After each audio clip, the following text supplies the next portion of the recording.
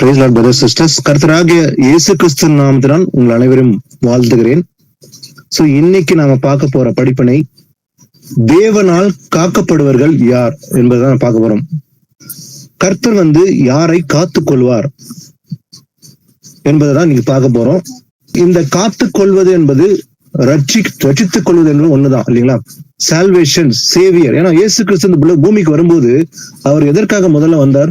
ரட்சகராக இந்த பூமிக்கு வெளிப்பட்டார். மாம்சல் வெளிப்பட்டவர் பிதாவாகிய தேவன் குமாரனாக இயேசு என்ற பெயர்ல வெளிப்பட்டவர் தான் இயேசு.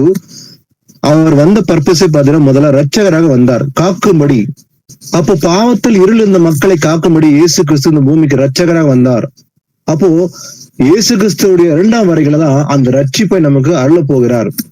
அப்போ இன்னைக்கு நாம இந்த வசனப்படி கை கொண்டு முடிவுடன் நிலைத்திருந்தால் இயேசுவின் வருகையில 2ஆம் வருகையில் நாம் எல்லோரும் ரட்சிப்பு அடைவோம். இதுதான் தேவன் கொடுக்கிற மிகப்பெரிய ஈவு என்பதை நாம் அறிந்திருக்கிறோம். சோ இன்னைக்கு நாம பார்க்க போற படிப்பினை, இந்த பூமியில இருக்கும் போதே இயேசு கிறிஸ்து நம்மை காத்துக் கொள்வார்.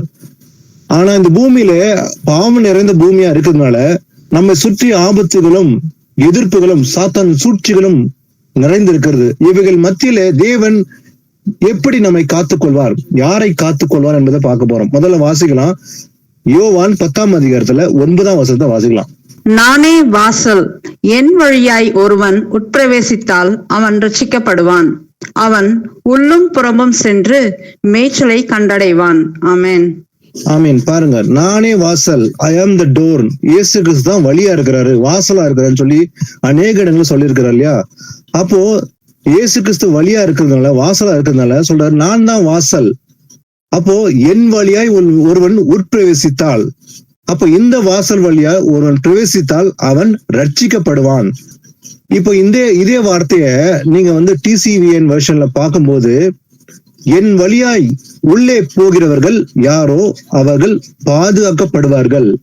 அப்போ ரட்சிக்கப்படுவான் என்பதும் ஒண்ணுதான், பாதுகாக்கப்படுவதும் ஒண்ணுதான், காக்கப்படுவார்கள். அப்போ நாம் எல்லோரும் எதனால் காக்கப்படுகிறோம்?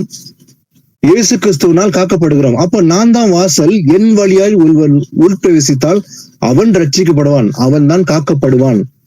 அப்போ நமக்கு வேற வழியே இல்லை. இடுக்கமான வாசல் வழியால் பிரவேசிக்க வேண்டும் சொல்லி இயேசு கிறிஸ்து சொல்லி கொடுத்திருக்கிறார் இல்லையா? இடுக்கமான வாசல் வழியா, அதாவது நேரோ வே அப்படின்னா இடுக்கமா இருக்கும், கஷ்டப்பட்டு தான் அதில் பிரவேசிக்கணும். அந்த வாசல் வழியா பிரவேசிக்கணும். அப்போ ஒரு இடத்துல பேசும்போது இயேசப்பா சொல்றாரு, நான் தான் வழி. அப்போ இன்னொரு இடத்துல பேசும்போது நான் தான் வாசல் சொல்றாரு. அப்போ அந்த வழியும் சரி வாசலும் சரி இயேசு கிறிஸ்து தான் அந்த வழியா இருக்கிறாரு.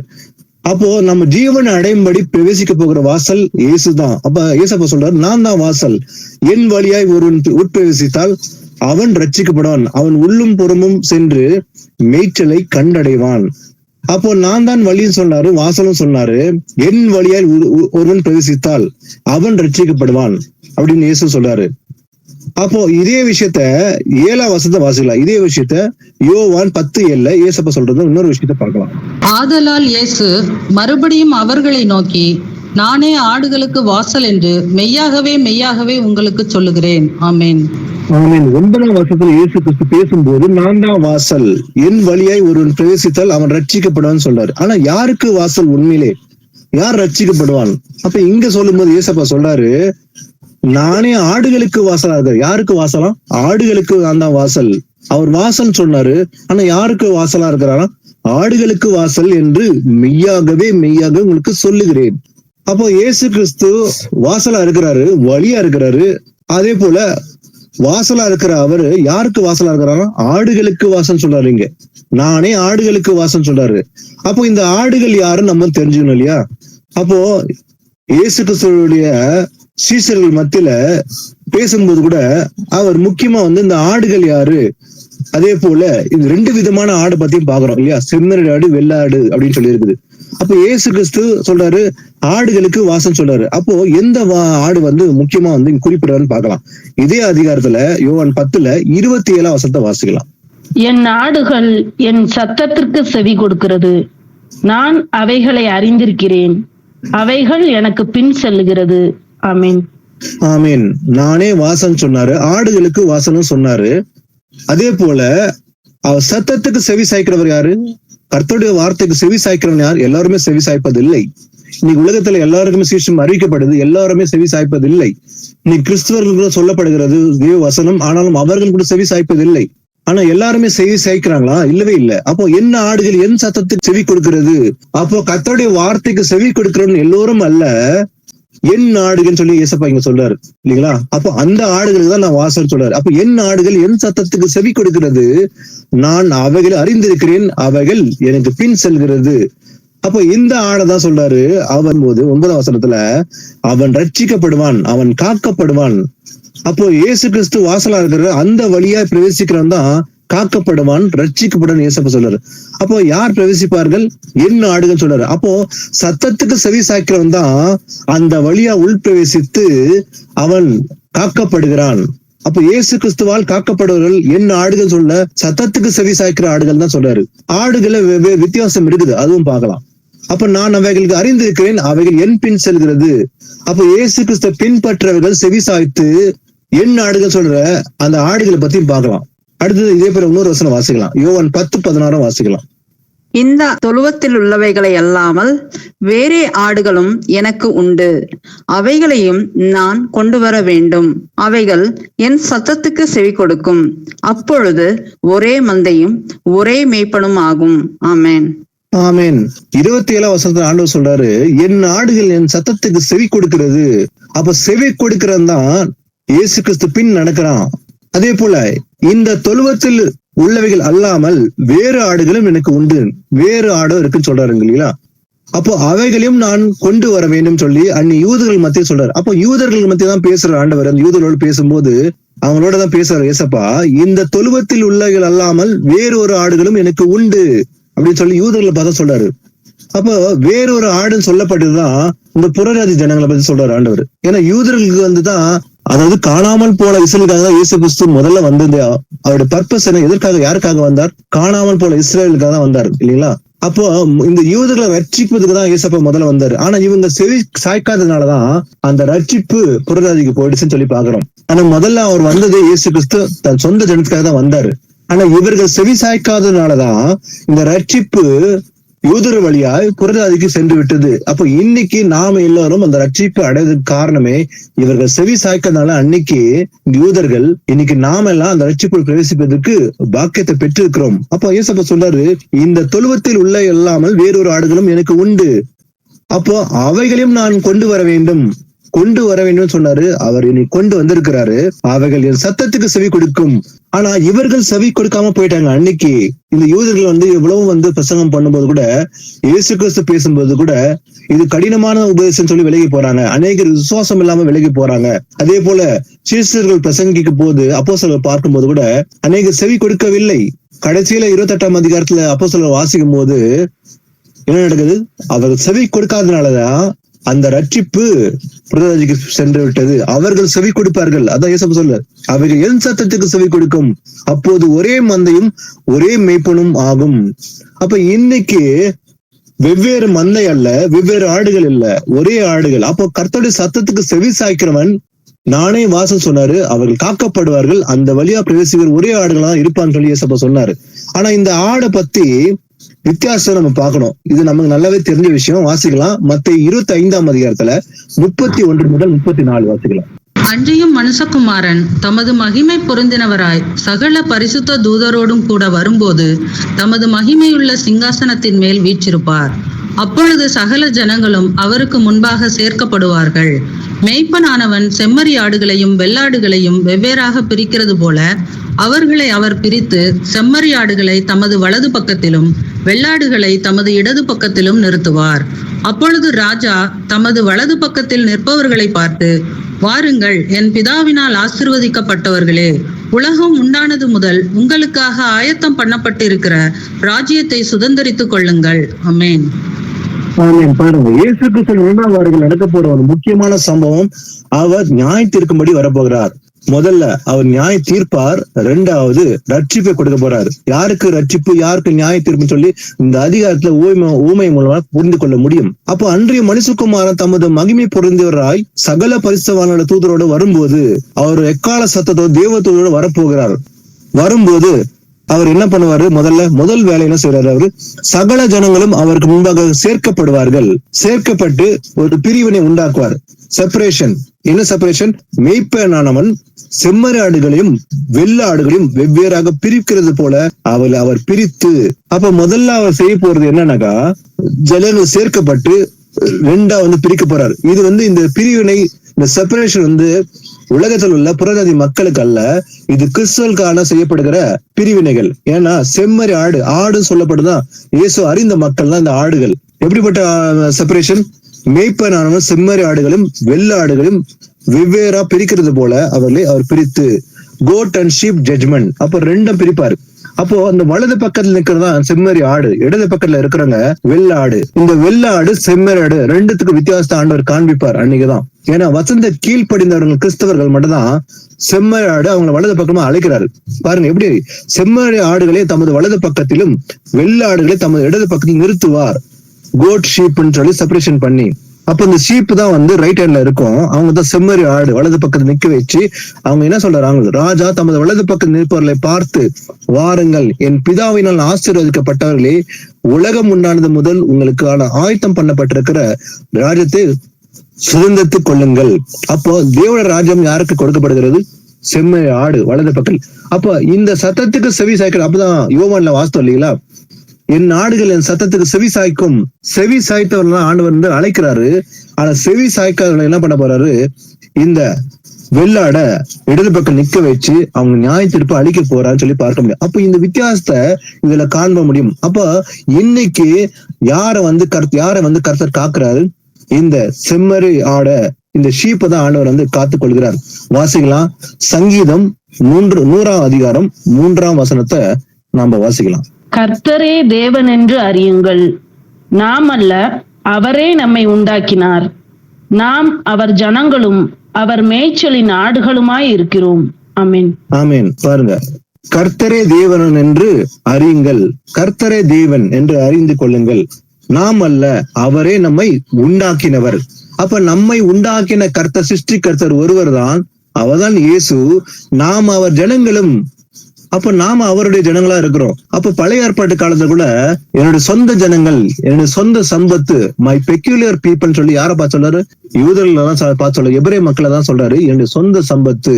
அப்போ தேவனை தேடுகிற, தேவனை அறிந்திருக்கிற மக்களை பார்த்து என் சொந்த ஜனங்கள். அப்போ நாம் இன்னைக்கு கூட அவர் ஜனங்களா இருக்கிறோம், அவர் மேய்ச்சலின் ஆடுகளா இருக்கிறோம். அப்போ கர்த்தரே நல்ல மேய்ப்பரா இருக்கிறாரு. அப்போ நாம அந்த மேய்ச்சலின் இனவா இருக்கிறோம், ஆடுகளா இருக்கிறோம். எந்த ஆடுன்னு சொல்லி இப்ப பார்த்தோம் இல்லைங்களா? செம்மறி ஆடு போலதான் இருக்கிறோம். அப்ப சத்தத்துக்கு செவி சாய்க்கிறான், செம்மறி ஆடா இருக்கிறான், அவன் தான் காக்கப்படுகிறான். வாசிக்கலாம். சங்கீதம் 95:7 வாசிக்கலாம். அவர் நம்முடைய தேவன், நாம் அவர் மேய்ச்சலின் ஜனங்களும் அவர் கைக்குள்ளான ஆடுகளும் ஆமே. ஆமென். ஆமீன். பாருங்க, நாம் அவர் ஜனங்களும் அவர் மேய்ச்சலில் ஆடுகளா இருக்கிறோம். அதே போல நாம் அவர் மேய்ச்சலின் ஜனங்களும் மாத்திரமல்ல, அவர் கைக்குள்ளான ஆடுகளா இருக்கிறோம். அப்போ இந்த ஆடுதான் நம்ம யோவான்ல வாசிக்கும் போது என் வழியா பிரவேசிப்பவன். அப்போ நான் வாசல். அப்போ என் ஆடுகள் சத்தத்துக்கு செவி சாய்க்கும், அவர்கள் காக்கப்படுவார்கள், ரட்சிக்கப்பட சொன்னது யாரு? சத்தத்துக்கு செவி சாய்த்து அவர் மேய்ச்சல் ஆடா இருக்கிற மாத்திரமல்ல, கைக்குள்ளான ஆடுகளா இருக்கிறது இந்த செம்மறின்னு சொல்லி பாக்குறோம். அப்போ இந்த செம்மறி ஆடுதான் இயேசுவின் வருகையின் போது வலது பக்கம் நின்று அவர்களை அழைக்கிறாரு, வாருங்கள், என் பிதாவினால் ஆசீர்வதிக்கப்பட்டவர்களே. ஏன்னா இவங்க கர்த்தருக்கு செவி சாய்த்து முடிவருந்து நிலைத்திருக்கிறதுனாலதான் அந்த ரட்சிப்பு அவங்க மட்டும் தான் கொடுக்க போறாரு. இது வாக்குத்தத்தம் பண்ணியிருக்கிறாரு. ஏன்னா தமக்காக காத்து கொண்டிருக்கிற ரட்சிப்பு அல்லபடி இரண்டாம் பாவம் இல்லாமல் தரிசனமாவார். இயேசு கிறிஸ்து 2ஆம் வருகையில தான் அவர் நமக்காக அந்த ரட்சிப்பை கொடுக்க போறாருன்னு சொல்லி பாக்குறோம். வாசிக்கலாம். சங்கீதம் 21:4-8 வாசிக்கலாம். இதோ இஸ்ரவேலை காக்கிறவர் உறங்குகிறதும் இல்லை, தூங்குகிறதும் இல்லை. கர்த்தர் உன்னை காக்கிறவர். கர்த்தர் உன் வலது பக்கத்திலே உனக்கு நிழலாயிருக்கிறார். பகலிலே வெயிலாகிலும் இரவிலே நிலவாகிலும் உன்னை சேதப்படுத்துவதில்லை. கர்த்தர் உன்னை எல்லா தீங்குக்கும் விலக்கி காப்பார். அவர் உன் ஆத்துமாவை காப்பார். கர்த்தர் உன் போக்கையும் உன் வரத்தையும் இது முதற்கொண்டு என்றைக்கும் காப்பார். ஆமென். ஆமென். இஸ்ரவேலை காக்கின்றவர், அவர் உறங்குவதும் இல்லை, தூங்குவதும் இல்லை. அப்ப தேவன் உறங்குறாரா, தூங்குறாரா? கண்டிப்பா கிடையாது இல்லையா? என் நேரமும் அவர் கண் யார் மேல இருக்கு நோக்கமா இருக்குது? தம்முடைய பிள்ளைகள் மேல நோக்கமா இருக்குது. அவர் நம்ம பார்த்து கொண்டு நம்ம நடக்கும் போது, தூங்கும் போது, எல்லா சூழ்நிலையிலும் அவருடைய கண் நம்ம மேலதான் இருக்கு பார்வை. அவர் தூங்குவதும் இல்லை, உறங்குவதும் இல்லை. இஸ்ரவேலை காக்கின்றவர் யாரு? இயேசு கிறிஸ்து ஒருவர் தான். அவர் நம்மை எந்நேரமும் காக்கிற தேவனாக. ஆனா எல்லாருமே இந்த உலகத்துல இருக்கிற மக்களை கர்த்தர் காக்குறாரா? எல்லாருமே தேவனை தேடுறாங்களா? கண்டிப்பா கிடையாது இல்லையா? கோடான கோடி மக்கள் இருந்தாலும் எல்லோருமே இயேசு கிறிஸ்துவ அறிந்து அவர் கர்த்தரை தேடுறாங்களா? கண்டிப்பா கிடையாது. ஏன்னா உலகம் போகிற போக்குல தான் இன்னைக்கு எல்லாருமே நடக்கிறாங்க. தேவனை அறியாதவர்கள் அநேகம் இருக்காங்க. தேவனை பற்றி சொல்லும் போது கூட ஏற்றுக்கொள்ள மனதில்லாம தங்கள் வழியில தான் நடக்கிறாங்க. எல்லோருமே காக்கப்படலாம், ஆனா எல்லாருமே காக்கப்பட முடியாது இந்த பூமியில இருக்கும்போது. ஏன்னா கர்த்தரை தேடினாதான் அவர் காக்குவார் இல்லைங்களா? அவர் சத்தத்துக்கு செவி சாய்த்து அவர் தேடணும். அப்போ இஸ்ரவேலை காக்கின்ற தேவன் தூங்குவதும் இல்லை, உறங்குவதும் இல்லை. ஆனா கர்த்தர் உன்னை காக்கிறவர். அப்போ நம்மை காக்கிறவர் யாரு? கர்த்தர் தான். அப்ப கர்த்தர் உன் வலது பக்கத்திலே உனக்கு நிழலா இருக்கிறார். பகலிலே வெயிலாகிலும் இரவிலே நிழலாகிலும் உன்னை சேதப்படுத்துவதில்லை. அப்ப நம்மை சேதப்படுத்தாதபடிக்கு இன்னைக்கு ரட்சிப்பு அடைப்பகிற நாம தேவனால் காக்கப்படுகிறோம். சேதம் இல்லாதபடிக்கு கர்த்தர் நம்ம காக்குறாரு. அப்ப கர்த்தர் உன்னை எல்லா தீங்குக்கும் விலக்கி காப்பார். இந்த பூமியில தீங்கு நிறைந்திருக்கிறது. ஆனா தீங்குகள் மத்தியில தான் நம்ம இன்னைக்கும் காத்து கொண்டிருக்கிற யாரு? இயேசு கிறிஸ்து ஒருவர் தான். இந்த பூமியில தீங்கு நடந்தது. கடந்த 4 வருஷம் முன்பாக இந்த பூமியில ஒரு பெரிய தீங்கு நடந்தது. ஆனா அவைகள் மத்தியில தேவன் நம்மை காத்து கொண்டார். கொள்ளை நோய் இருந்தாலும் சரி, அவைகள் மத்தியிலும் கர்த்தர் நம்மை காத்து கொண்டார். அப்ப கர்த்தர் உன்னை எல்லாத்துக்கும் விலக்கி காப்பார். அவர் உன் ஆத்மாவையும் காப்பார். அப்ப நம்முடைய ஆத்மாவை காக்கிறது யாரு? கர்த்தர் தான். அப்போ நாம இயேசு கிறிஸ்து வரும்போது நம்முடைய ஆத்மா காக்கப்பட வேண்டும். அப்ப கர்த்தர் தான் நம்மளை காக்குறாரு இல்லையா? அப்போ அவர் உன் ஆத்மாவை காப்பார். கர்த்தர் உன் போக்கையும் உன் வரத்தையும் இது முதற்கொண்டு என்றென்றைக்கும் காப்பார். அப்ப என்றென்றைக்குமே காக்கிறவர் யாரு? கர்த்தர் தான். அப்ப யாரை காப்பார்? அவர் சத்தத்துக்கு செவி சாய்க்கிற அவருடைய சொந்த ஆடுகள். என்ன ஆடுகள் சொன்ன அந்த ஆடுகள் சத்தத்துக்கு செவி சாய்த்து அவருடைய வசனம் கை கொண்டு நடக்கிறவதான் கர்த்தர் காப்பேன்னு சொல்லி இருக்காரு. அதே போல இதற்கு ஒரு ஒரு கண்டிஷன் இருக்குது இல்லையா? அப்ப கர்த்தர் நம்ம காக்க வேண்டும் என்றால் ஒரு கண்டிஷனோட தான் செய்வார். அந்த கண்டிஷன் என்ன என்பதை பார்க்கலாம். உபாகமம் 28:1 வாசிக்கலாம். இன்று நான் உனக்கு விதிக்கிற உன் தேவனாகிய கர்த்தருடைய கட்டளைகளின் படியெல்லாம் செய்ய நீ கவனமாயிருக்கும்படிக்கு அவர் சத்தத்திற்கு உண்மையாய் செவி கொடுப்பாயானால் உன் தேவனாகிய கர்த்தர் பூமியில் உள்ள சகல ஜாதிகளிலும் உன்னை மேன்மையாக வைப்பார். ஆமீன். ஆமீன். இந்த உபாகமம் 28ஆம் அதிகாரத்துல 2 விஷயம் இருக்குது. அதாவது ஆசீர்வாதமும் இருக்குது, சாபமும் இருக்குது இல்லையா? இது ரெண்டுமே ஆண்டவர் கொடுத்திருக்கிறாரு. ஆனா அந்த ஆசீர்வாதத்தை நாம பெற்றுக்கொள்வதோ இல்ல சாபத்தை பெற்றுக்கொள்வதோ நம்ம கையில தான் கொடுக்கப்பட்டிருக்குது. அப்போ அந்த சாய்ஸ் கொடுத்துக்கிறாரு. ஆசீர்வாதம் சாபம் வச்சிருக்காரு. அப்போ கர்த்தருடைய வசனம் சொல்லுது, இன்று நான் உனக்கு விதிக்கிற உன் தேவனாகிய கர்த்தருடைய கட்டளைகளின்படி எல்லாம் செய்ய நீ கவனமா இருக்கும்படிக்கு அவர் சத்தத்துக்கு உண்மையா செவி கொடுப்பாயானால், அப்போ என் நாடுகளின் சத்தத்துக்கு செவி கொடுக்கும் சொல்றாரு இல்லையா?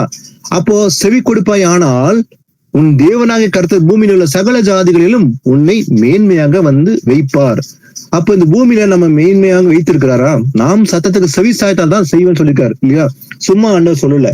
அப்போ கவனமா செவி சாய்த்து கை கொண்டா மட்டுமே உன்னை மேன்மையாக வைப்பார். அது மாத்திரமல்ல, இது சொல்லப்பட்ட அந்த ஆசீர்வாதம் எல்லாம் நமக்கு வரும். இந்த 1ஆம் அதிகாரத்துல தொடர்ந்து வாசித்தீங்கன்னாக்கா அதுல எல்லா ஆசீர்வாதமும் கொடுக்கப்பட்டிருக்குது. அப்ப இந்த 1ஆம் வசனத்தை கீழ்ப்படிந்தா கீழே சொல்லப்பட்ட ஆசீர்வாதம் எல்லாம் வரும்.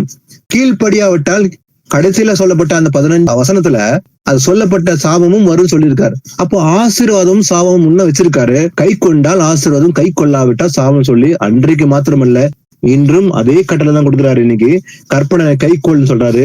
அப்போ கற்பனை கை கொண்டாதான் கர்த்தர் மேல் நம்ம அன்பு வைத்துக்கன்னு சொல்றாரு ஏசப்பா. அது மாத்திரமல்ல, இந்த இதுல 7ஆம் வசனத்தை வாசிங்க. உபாகமம் 28:7. உனக்கு விரோதமாய் எழும்பும் உன் சத்துருக்களை கர்த்தர் உனக்கு முன்பாக முறியடிக்கப்படும்படிக்கு ஒப்பு கொடுப்பார். ஒரு வழியாய் உனக்கு எதிராக புறப்பட்டு வருவார்கள், 7 வழியாய் உனக்கு முன்பாக ஓடி போவார்கள். ஆமென். ஆமீன். இது அன்னைக்கு கூட அந்த மக்களை பார்த்து சொல்றாரு, இந்த 1ஆம் வசனத்தை கட்டளையா கொடுத்துட்டு இது கை கொண்டாயா. 7ஆம் வசனம் சொல்றாரு, உனக்கு விரோதமாய் எழும்பும் உன் சத்துருக்களை கர்த்தர் உனக்கு முன்பாக முறியடிக்கும்படி ஒப்பு கொடுப்பார். அப்போ நமக்கு சத்ரு, அப்போ அந்த மக்களுக்கு தம்முடைய சொந்த ஜனத்துக்கு சத்துருக்கள் இருந்தாங்க, அநேக சத்துருக்கள் இருந்தாங்க. ஆனாலும் நீ கை கொண்டால் சத்துருக்கள் இருப்பாங்க, அப்போ உனக்கு முன்பாக முறியடிக்கும்படி ஒப்பு கொடுப்பார். ஒரு வழியா உனக்கு எதிராக புறப்பட்டு வருவாங்க, ஆனா 7 வழியாய் உனக்கு முன்பாக ஓடி போவார்கள். அப்ப சத்துருக்கள் கிட்ட இருந்து காப்பாற்றுகிற தேவன் கர்த்தர் தான். அந்த 1ஆம் வசனத்துப்படி நம்ம கை கொண்டால் 7ஆம் வசனம் சொல்லப்பட்டதுபடி கர்த்தர் நம்மை காத்துக் கொள்வார். யாருக்கிட்ட இருந்து? சத்துருக்களிடம் நம்மை காத்துக் கொள்வார். அப்ப இன்னைக்கு சத்துருக்கள் இருப்பாங்க, சத்துருக்கள் மத்தியில தான் நம்ம இன்னைக்கு கூட கர்த்தர் காத்து கொண்டிருக்கிறார். அப்ப எல்லாருமே காத்துக் கொள்கிறாரா? அப்ப அந்த 1ஆம் வசனப்படி நம்ம வசனத்தை கீழ்ப்படிந்து நடந்தால், சத்தியத்துக்கு செவி சாய்த்து, அப்போ கர்த்தருடைய வசனம் செவி சாய்த்து அவரை பின்பற்றினால் நாமும் கூட இன்னைக்கு காக்கப்படுவோம். வாசிக்கலாம் உபாகம் 7ஆம் அதிகாரத்துல 11 முதல் 15. ஆகையால் நீ செய்யும்படி நான் இன்று உனக்கு கட்டளையிடுகிற கற்பனைகளையும் கட்டளைகளையும் நியாயங்களையும் கைக்கொள்வாயாக. இந்த நியாயங்களை நீங்கள் கேட்டு கைக்கொண்டு அவைகளின்படி செய்வீர்களானால், அப்பொழுது உன் தேவனாகிய கர்த்தர் உன் பிதாக்களுக்கு ஆணையிட்டு கொடுத்த உடன்படிக்கையையும் கிருபையையும் உனக்காக காத்து உன்மேல் அன்பு வைத்து உன்னை ஆசீர்வதித்து உனக்கு கொடுப்பேன் என்று உன் பிதாக்களுக்கு ஆணையிட்டு கொடுத்த தேசத்தில் உன்னை பெருக பண்ணி உன் கர்ப்பக்கனியையும் உன் நிலத்தின் கனிகளாகிய உன் தானியத்தையும் உன் திராட்சரசத்தையும் உன் எண்ணெயையும் உன் மாடுகளின் பலனையும் உன் ஆட்டு மந்தைகளையும் ஆசீர்வதிப்பார். சகல ஜனங்களை பார்க்கிலும் நீ ஆசீர்வதிக்கப்பட்டிருப்பாய். உங்களுக்குள்ளும் உங்கள் மிருக ஜீவன்களுக்குள்ளும் ஆணிலாகிலும் பெண்ணிலாகிலும் மலடிருப்பதில்லை. கர்த்தர் சகல நோய்களையும் உன்னை விட்டு விலக்குவார். உனக்கு தெரிந்திருக்கிற எகிப்தியரின் கொடிய ரோகங்களில் ஒன்றும் உன்மேல் வரப்பண்ணாமல் உன்னை பகைக்கிற யாவர் மேலும் அவைகளை வரப்பண்ணுவார். ஆமென். பாருங்க, கர்த்தர் தம்முடைய கிருபையினால் நம்மை காத்துக் கொள்கிறார். பாருங்க எப்படி. ஆகையால் நீ செய்யும்படி இன்று உனக்கு கட்டளையிடுகிற கற்பனைகளை கட்டளைகளையும் நியமங்களையும் கை கொள்வாயாக. அப்ப முதல்ல ஆண்டவர் சொல்றது முதல் விஷயமே கட்டளைகளை கை கொள்ள வேண்டும், நியமங்களை கை கொள்வாயாக. இந்த நியமங்களை நியாயங்களை நீங்கள் கேட்டு கை கொண்டு அதன்படி செய்வீர்களானால், அப்ப அது கேட்கணும், கை கொள்ளணும், அதை செஞ்சீங்கன்னாக்கா அப்போது உன் தேவனாகிய கர்த்தர் உன் பிதாக்களுக்கு ஆணையிட்டு கொடுத்த உடன்படிக்கை. அப்ப நம்முடைய பிதாக்கள் யாரு? ஆபிரகாம், ஈசாக், யாக்கோபு. அப்போ கர்த்தர் அவங்களுக்கு ஆணையிட்டு கொடுத்த அந்த உடன்படிக்கை என்ன பண்றாரு? கொடுத்த உடன்படிக்கையும் கிருபையும் உனக்காக காத்து. அப்போ ஆபிரகாமுக்கு சொல்லப்பட்டத அன்னைக்கு இல்ல, இன்னைக்கு கூட அவ்வளவுதான். அப்ப அன்னைக்கு ஆபிரகாம் பிள்ளைகள் சொன்னாரு அவங்கள, ஆனா இன்னைக்கு நம்ம கூட ஆபிரகாம் பிள்ளைகளா நம்ம தகுதி பெற்றிருக்கிறோம் இன்னைக்கு. அப்ப இயேசு கிறிஸ்து மூலமாய் நாமும் ஆபிரகாம் பிள்ளைகளா இருக்கிறோம். அந்த கிருபையும் உனக்காக காத்து சொல்றாரு, உன்மேல் அன்பு வைத்து உன்னை ஆசீர்வதித்து உனக்கு கொடுப்பேன் என்று உன் பிதாக்களுக்கு ஆணையிட்டு கொடுத்த தேசத்திலே உன்னை பெருக பண்ணி. அப்ப அந்த மக்களுக்கு சொல்றாரு, கானான் தேசத்தை கொடுப்பேன்னு சொல்லி வாக்குத்தத்தம் பண்ணாரு, பிதாக்களுக்கு ஆணையிட்டாரு. அப்போ பெருக பண்ணுவேன் அங்க. அது மாத்திரமல்ல, உன் கற்ப கனிகளையும் உன் நிலத்தின் கனி, தானியம், திராட்சரசம், எண்ணெய், மாடு, ஆடுகள் எல்லாம் ஆசீர்வதிப்பார். அப்ப கர்த்தர் நம்ம எல்லா காரியத்தையும் நம்மளை ஆசீர்வதிப்பாரு. ஆனா கண்டிஷன் பாத்தீங்கன்னா அந்த 1ஆம் வசனம் தான் இல்லைங்களா? அப்ப கற்பனைகளை கை கொண்டு காத்து அதை கை கொண்டால் அப்ப நம்ம கர்த்தர் ஆசீர்வதிப்பாரு. அது மாத்திரமல்ல, சகல ஜனங்களை பார்க்கிலும் நீ ஆசீர்வதிக்கப்பட்டிருப்பாய். உங்களுக்குள்ளும் உங்கள் மிருக ஜீவனுக்குள்ளும் ஆணிலாகிலும் பெண்ணாகிலும் மழலை இருப்பதில்லை. கர்த்தர் சகல நோய்களையும் உன்னை விட்டு விலக்குவார். அப்போ ஆடு மாடும் எல்லாம் ஆசீர்வதிக்கப்பட்டிருக்கும். அதே போல நோய் இல்லாமல் கர்த்தர் நம்மை காத்துக் கொள்வான்னு சொல்லி சொல்றாரு. அப்போ கர்த்தர் இன்னைக்கு கூட, அன்னைக்கு மாத்திரமல்ல, நம்ம நோய் இல்லாமல், ஆனா இந்த கொள்ளை நோய் இந்த பூமியில இருக்குது இல்லைங்களா? இந்த கடந்த 5 வருஷம் முன்பாக பெரிய கொள்ளை நோய் பூமிக்கு வந்தது. அவள் மத்தியிலும் கர்த்தர் நம்மை காத்து கொண்டார். ஒரு நோயும் நம்மை தொடாதபடிக்கு கர்த்தர் நம்மை வேலி எடுத்து காத்து கொண்டார். அப்ப நாம இந்த 5 வருஷம் முன்பாக இந்த கள்ள சபையெல்லாம் விட்டு விலகி வீடுல கூடி வசனத்தை ஆராய்ந்து நிதானித்து கற்பனை கை கொள்ள ஆரம்பிக்கும் போது கர்த்தர் நம்மை காத்து கொண்டார். அப்போ அன்னைக்கு சொல்லப்பட்டது போலவே இன்னைக்கும் நம்மை காத்துக்கொள்ள. எதனால? நாம அந்த கற்பனை கை கொள்றதுனாலதான். அப்போ அது மாத்திரமல்ல, இந்த கொள்ள நோய் இருந்தாலும் அவை மத்தியிலும் காத்து கொள்வாராம். அதே போல உனக்கு தெரிந்திருக்கிற எகிப்தியரின் கொடிய ரோகங்களையும் ஒன்றும் உன்மேல் வரப்பண்ணாமல், அது ஒன்னும் உன்மேல் தொடாம வரப்பண்ணாம உன்னை பகைக்கிற யாவர் மேலும் அவைகளை வரப்பண்ணுன்னு சொல்லி அன்னைக்கு அந்த மக்களோட பேசினார். அப்ப அன்னைக்கு கூட தன் ஜனத்தை காத்து கொண்டார். எதனால? அவங்க கை கொள்றதுனாலதான் காத்து கொண்டார். கை கொள்ளாம போகும்போது அவங்களை ஆண்டவர் சிட்சித்தா தண்டிச்சான்னு சொல்லி பார்க்க முடியும். வாசிக்கலாம் 1 யோவான் 5ஆம் அதிகாரத்துல 18ஆம் வசனத்தை வாசிக்கலாம். தேவனால் பிறந்த எவனும் பாவம் செய்யான் என்று அறிந்திருக்கிறோம். தேவனால் பிறந்தவன் தன்னை காக்கிறான், பொல்லாங்கன் அவனை தொடான். ஆமீன். ஆமீன். பொல்லாங்கன் தொட முடியாது. எதனால? தேவனால் பிறந்த எவனும் பாவம் செய்யான் என்று அறிந்திருக்கிறோம். அப்ப தேவனால் பிறந்தவன் வந்து பாவம் செய்ய மாட்டான்னு சொல்லி வசனம் சொல்லுது. இதே வசனத்தை வாசிக்கும் போது 1:3 கூட தேவனால் பிறந்த எவனும் பாவம் செய்யான், ஏன்னா அவருடைய வித்து அவனுக்குள் தரித்திருக்கிறது, அவன் தேவனால் பிறந்தபடியால் பாவம் செய்ய மாட்டான்னு சொல்லி வசனம் சொல்லுது. ஏன்னா அவருடைய வித்து அவனுக்குள்ள இருக்கிறதுனால தேவனால் பிறந்தவன் அவன் பாவம் செய்ய மாட்டான்னு சொல்லி வசனம் சொல்லுது. அது மாத்திரமல்ல, அப்ப தேவனால் பிறந்த எவனும் பாவம் செய்யான் என்று அறிந்திருக்கிறோம். அப்ப தேவனால் பிறந்தவன் தன்னை காக்கிறான், அப்ப பொல்லாங்கன் அவனை தொடான். அப்போ பொல்லாப்பு தொடாது, பொல்லாங்கன்னு தொட முடியாது. எதனால? தேவனால் பிறந்த பாவம் செய்யறதுனால கர்த்தர் நம்மை காக்கிறார். அப்ப தன்னை காத்துக் கொள்கிறான். அப்ப தேவனுடைய வசனத்தின் நிமித்தமாக அவன் தன்னை காத்துக் கொள்றதுனால பொல்லாங்கனும் தொட முடியாதுன்னு சொல்லி வசனம் சொல்லுது. வாசிக்கலாம். சங்கீதம் 91:9-11 வாசிக்கலாம்.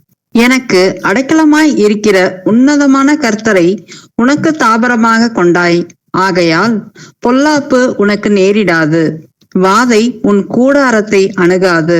உன் வழிகளிலெல்லாம் உன்னை காக்கும்படி உனக்காக தம்முடைய தூதர்களுக்கு கட்டளையிடுவார். ஆமென்.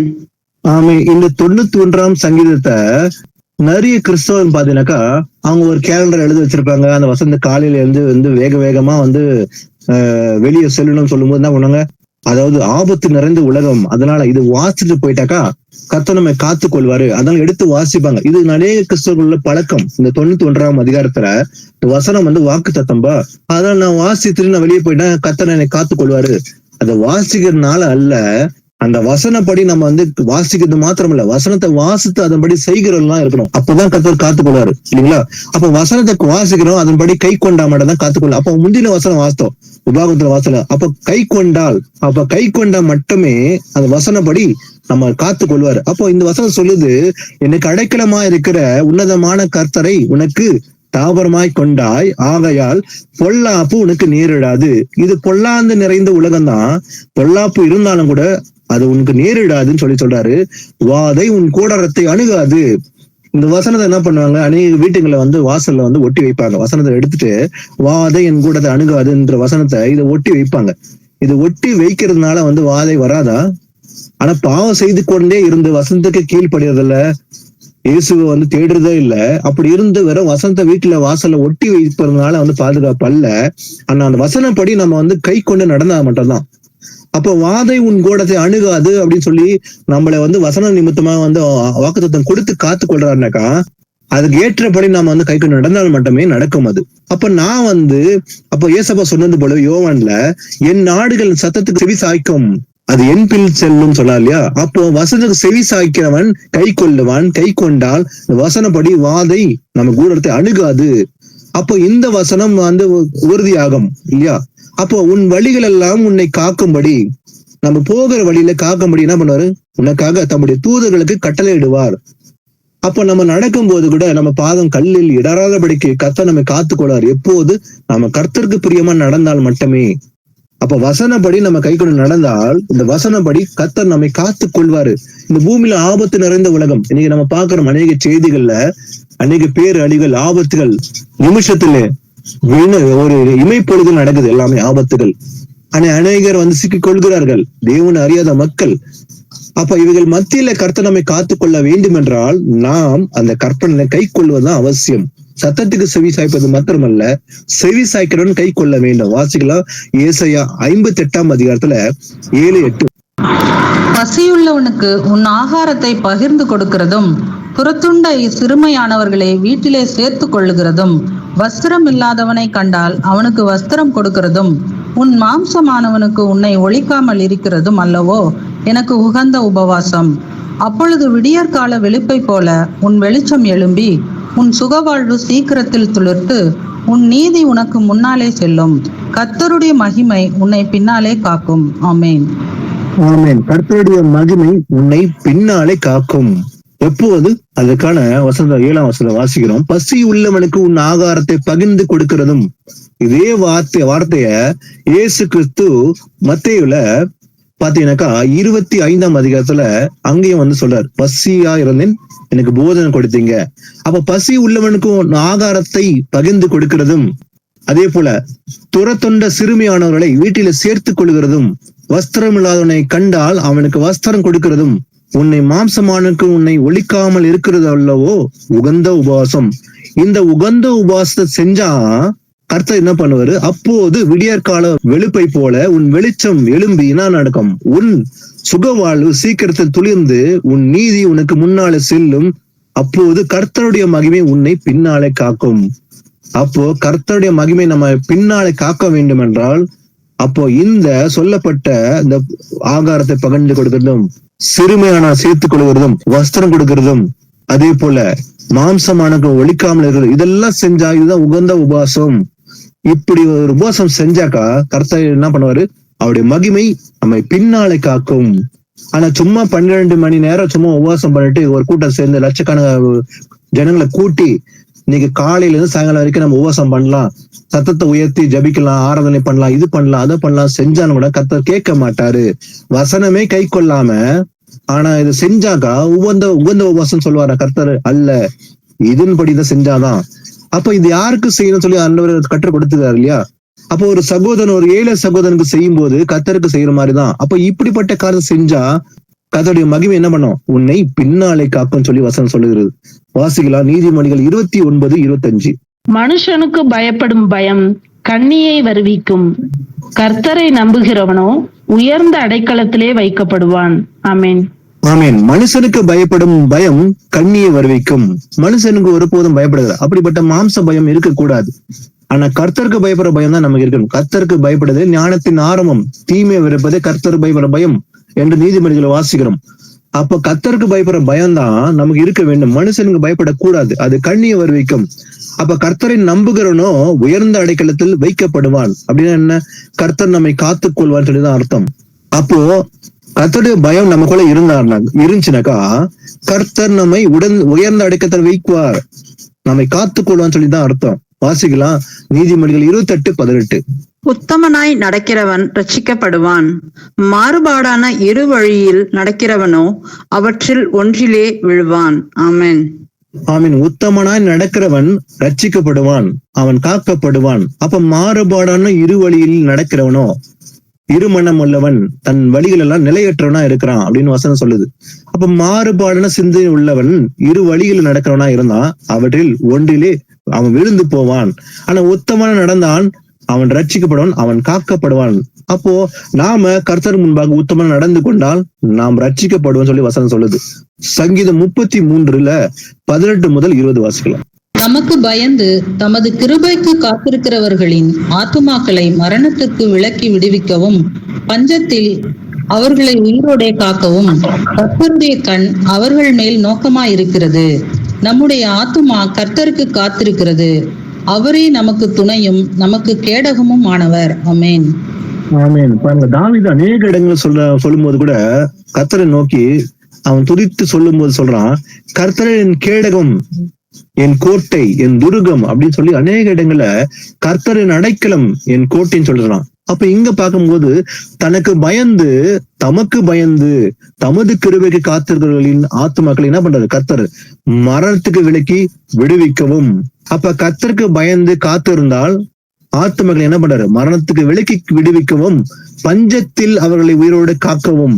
அப்போ பஞ்ச காலம் இருக்குது இல்லைங்களா? நம்ம பஞ்ச காலம்ன்றது இது ஒரு இடம் நடந்த விஷயம் கிடையாது. அநேக வருஷங்கள்ல அநேக சூழ்நிலையில பஞ்ச காலம் வந்திருக்குது. அப்போ பஞ்சம் வந்தா கூட என்ன பண்ணுவாரு? இந்த பஞ்ச காலத்துல கூட அவர்களை உயிரோட காக்குவாரு. அப்ப பஞ்சம் பூமியில நிறைந்து இருக்கும். இன்னைக்கு பூமியில அநேக இடங்கள்ல பஞ்சம் இருக்குது. சில தேசங்களை பாத்தீங்கன்னாக்கா வறண்ட பூமி. சவுத் ஆப்பிரிக்கான்ற தேசத்தை நீங்க பாத்தீங்கன்னா இன்னைக்கு கூட ஒரு வறண்ட பூமியை போலதான் இருக்குது. அங்க பஞ்சம், சாப்பாட்டுக்கு வழி இல்லாம அநேகர் செத்து மடிற ஒரு சூழ்நிலை தான் இந்த உலகத்துல நிறைந்த இருக்குது. ஆனா அவைகள் மத்தியிலும் கூட கர்த்தரை காப்பான்னு சொல்றாரு இல்லைங்களா? அப்ப பஞ்சத்துல அவர்களை உயிரோட காக்கவும், யார? தமது கிருபைக்கு காத்திருங்களா தான் சொல்றாரு ஆண்டவர். பஞ்சத்தில் அவர்களை உயிரோட காக்கவும் கர்த்தருடைய கண் அவர்கள் மேல் நோக்கமா இருக்கிறது. நம்முடைய ஆத்மா கர்த்தருக்கு காத்திருக்கிறது. அதனால அவரே நமக்கு துணையும் நமக்கு கேடகமா இருக்கிறார். அப்ப துணை கேடகம் சொல்லி யார சொல்றோம்? கர்த்தர் தான். அப்ப இன்னைக்கு நாம அவருக்கு பயந்து அந்த கிருபைக்கு காத்திருந்தால் நம்முடைய ஆத்துமாக்களை என்ன பண்றாரு, மரணத்துக்கு விலக்கி நம்மளையும் காப்பாரு. பஞ்ச காலம் வந்தாலும் சரி நம்ம பயப்பட வேண்டிய அவசியம் இல்லை. ஏன்னா நம்மை உயிரோட காக்கிறது யாரு? கர்த்தர் ஒருவர் தான், இல்லைங்களா? எந்த மனுஷனும் அல்ல. பணமோ புகழ்ச்சியோ இல்ல சொத்தோ இல்ல வெள்ளியும் பொண்ணோ நம்மை காக்காது. ஆனா கர்த்தர் தான் நம்மை காக்குறவர். பஞ்ச காலத்துல உயிரோட காக்குறது யாரு? கர்த்தர் ஒருவர் தான். வாசிக்கலாம் சங்கீதம் 37:39-40. நீதிமான்களுடைய இரட்சிப்பு கர்த்தரால் வரும். இக்கட்டு காலத்தில் அவரே அவர்கள் அடைக்கலம். கர்த்தர் அவர்களுக்கு உதவி செய்து அவர்களை விடுவிப்பார். அவர்கள் அவரை நம்பியிருக்கிறபடியால் அவர்களை துன்மார்க்கருடைய கைக்கு தப்புவித்து ரட்சிப்பார். ஆமென். ஆமீன். துன்மார்க்குடைய கைக்கு தப்புவித்து ரட்சிப்பேன்னு சொல்றாரு, காப்பேன்னு சொல்லியிருக்காரு. யார? நீதிமானுடைய ரட்சிப்பு கர்த்தராலே வரும். அப்ப நீதிமான்கள் ரட்சிப்பு வருது, அது கர்த்தரால் வரும். அப்ப இக்கட்டு காலத்துல வரும். அந்த இக்கட்டு காலத்திலே அவர்கள் என்ன பண்றாரு? அடைக்கலம். இக்கட்டு காலத்திலே அவர்கள் அடைக்கலமா இருக்கிறாரு. அப்ப கர்த்தர் அவளுக்கு உதவி செய்வார், அவரை விடுவிப்பார். அது மாத்திரமல்ல, அவரை நம்பி இருக்கிறதுனால, அப்ப நாம கர்த்தரையே நம்பி இருக்கிறதுனால, அப்ப யாரெல்லாம் கர்த்தர் நம்பி இருக்கிறாங்களோ அவர் என்ன பண்றாரு? துன்மார்க்கருடைய கைக்கு தப்பு வித்து ரட்சிப்பார். அப்ப துன்மார்க்கம் நிறைந்த உலகம் இன்னைக்கு நிறைந்திருக்குது. சோதோம் குமார பட்டணம் போலதான் இன்னைக்கு கடைசி காலத்துல இன்னைக்கு பட்டணங்கள் நிறைந்து இருக்குது. ஆனா துன்மார்க்கத்துக்கு இருந்தாலும் கூட அவைகளை விலக்கி நம்ம தப்பு வித்து நம்மளை காப்பாரு கர்த்தர் தான். யாரு? நீதிமான்களை காப்பேன்னு சொல்லி இருக்காரு.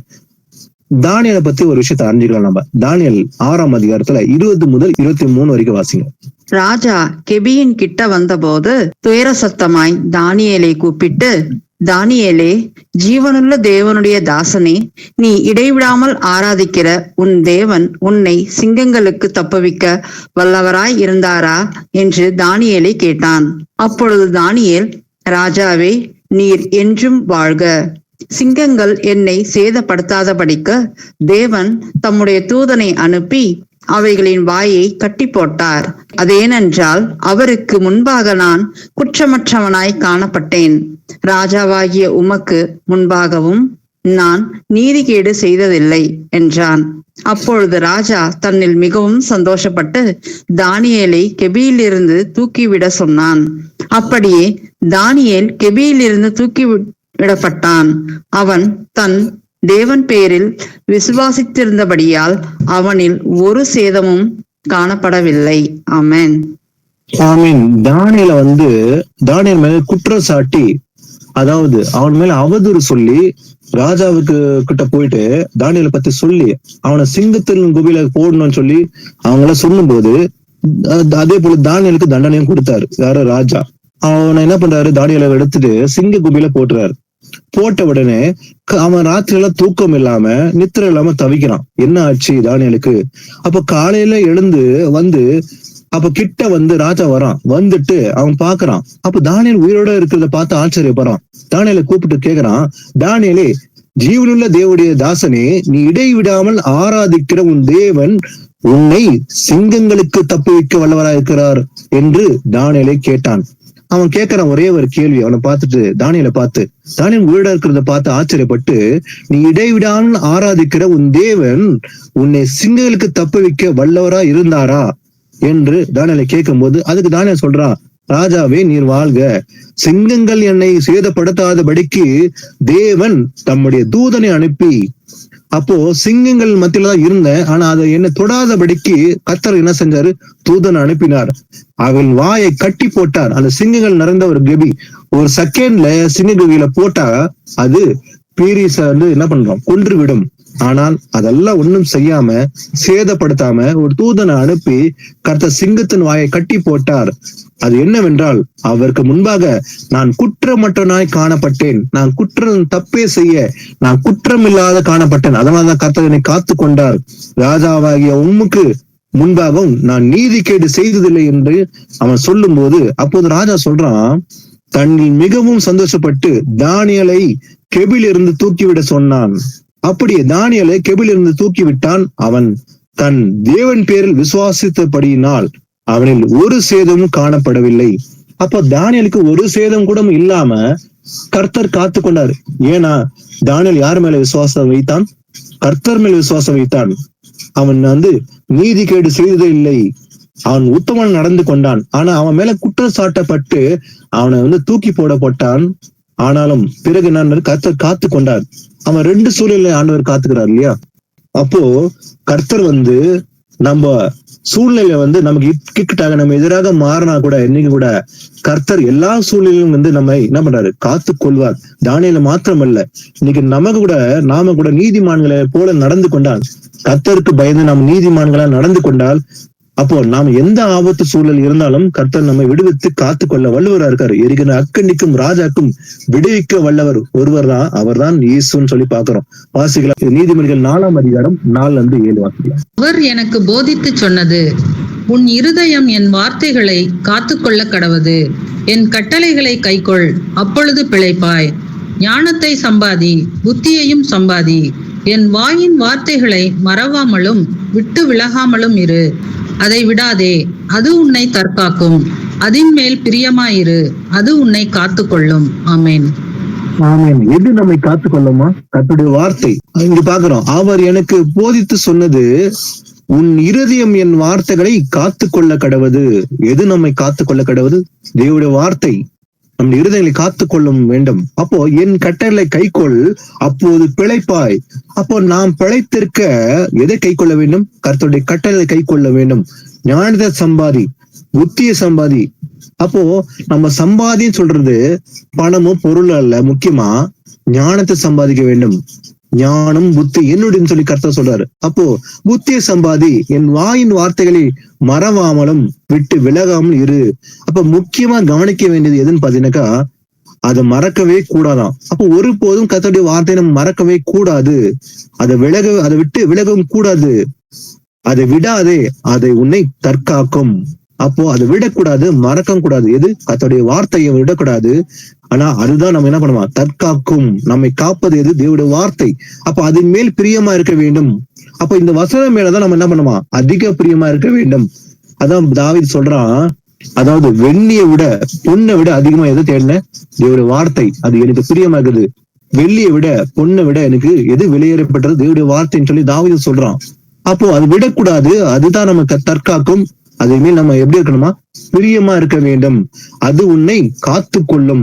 அப்ப கர்த்தருடைய வசனம் தான் இன்னைக்கு நம்மை காத்து கொண்டிருக்கிறது இல்லையா? வாசிக்கலாம், நீதிமொழிகள் 6ஆம் அதிகாரத்துல 23-24. கட்டளையே விளக்கு, வேதமே வெளிச்சம், போதக சிச்சையே ஜீவ வழி. அது உன்னை துன்மார்க்க ஸ்திரீக்கும் இச்சகம் பேசும் நாவையுடைய பரஸ்திரீக்கும் விலக்கி காக்கும். ஆமென். ஆமீன். நம்மை விலக்கி காப்பது எது? கட்டளைகள். கட்டளையே எப்படிப்பட்டது? அது விளக்கா இருக்குது. அப்ப தேவனுடைய கட்டளை விளக்கு, வேதமே வெளிச்சமா இருக்குது. பாதைக்கு தீபம், பேதைக்கு வெளிச்சம். எது? தேவனுடைய வசனம். போதக சிச்சை எப்படிப்பட்டது? அது ஜீவ வழியா இருக்குது. அது உன்னை துன்மார்க்க ஸ்திரீகளுக்கும் எதுக்கு காக்குமா? துன்மார்க்க ஸ்திரீ நிறைந்திருக்கும் உலகம் தான் துன்மார்க்க ஸ்திரீகளுக்கும் இச்சகம் பேசும் நாவுடைய பரஸ்திரிக்கும் விலக்கி காக்கும். எது? தேவனுடைய கட்டளை. அது விளக்கா இருக்குது. அதுதான் நம்மை காப்பது என்றது வாசிக்கலாம். நீதிமொழிகள் 19-16 வாசிக்கலாம். கட்டளையை காத்து கொள்ளுகிறவன் தன் ஆத்மாவை காக்கிறான், தன் வழிகளை அவமதிக்கிறவன் சாவான். ஆமேன். ஆமேன். கட்டளை காத்து கொள்ளுகிறவன் எப்படிப்பட்டவன்? தன் ஆத்மாவை காக்கிறான். அப்போ நம்முடைய ஆத்மாவை காப்பது எதனால? கட்டளையை காத்து கொள்றதுனால. அப்போ வசனத்தை கேட்டு தன் இடத்துல காத்து கொண்டால் அவன் தான் 30, 60, 100 பலன் கொடுக்கிறான் இல்லையா? அப்ப கட்டளை காத்து கொள்ளுகிறவன் தன் ஆத்மாவை காக்கிறான். அப்போ நம்முடைய ஆத்மாவை காத்து கொள்வது எதனால? கட்டளை காத்து கொள்றதுனால. எப்படின்னு வாசிக்கலாம். இதே லூக்கா 8:15 வாசிக்கலாம். நல்ல நிலத்தில் விதைக்கப்பட்டவர்கள் வசனத்தை கேட்டு அதை உண்மையும் நன்மையுமான இருதயத்திலே காத்து பொறுமையுடனே பலன் கொடுக்கிறவர்களாய் இருக்கிறார்கள். ஆமேன்.